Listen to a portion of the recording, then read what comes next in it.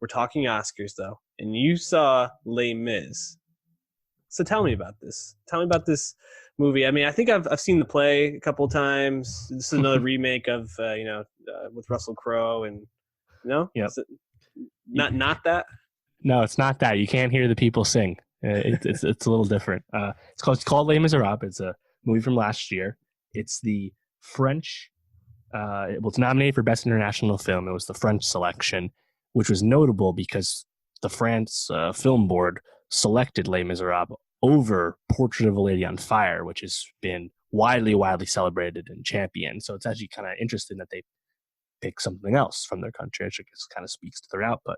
But yeah, it's called Les Miserables because it's set in the Paris suburb called Montreuil, which is where Victor Hugo wrote Les Miserables in real life.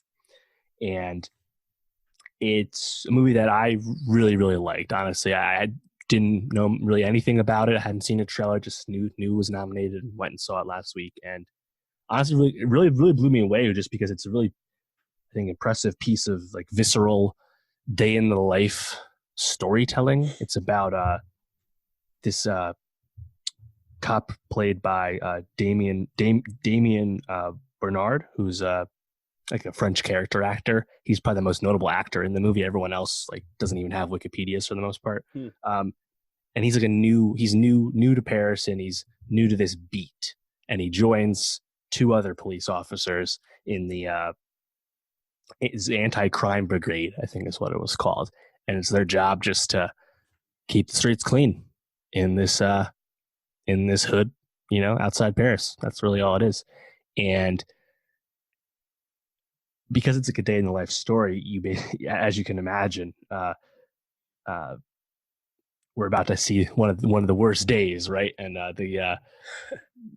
he soon learns, he's kind of like our audience avatar. We soon learn that the cops he's working with regularly overstep their bounds and intimidate people and do illegal searches and don't respect people's rights and all that stuff. And they claim they're doing it so they get respect, but they're really just kind of menacing the neighborhood and stuff. And as we're going through the neighborhood, we're learning about all these dynamics. And director, Laj Lai, is from this area. So you can kind of tell that he co-wrote the screenplay too. He's making this story from experience. And there's a lot of African immigrants in this neighborhood. They're one part of it. There's the Muslim Brotherhood, who are a very other distinct part of it. And there's these gypsy characters that kind of have a circus. They're in town. There's all these different sides, right? And kind of like there's a genesis that happens as the plot kind of takes off, and there's these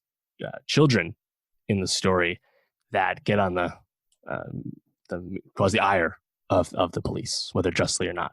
And there's an exciting incident that kind of makes the neighborhood spoil out of control. And I don't want to spoil what happens, but it's based off of, or I guess inspired by some police riots that happened in 2005 in Paris.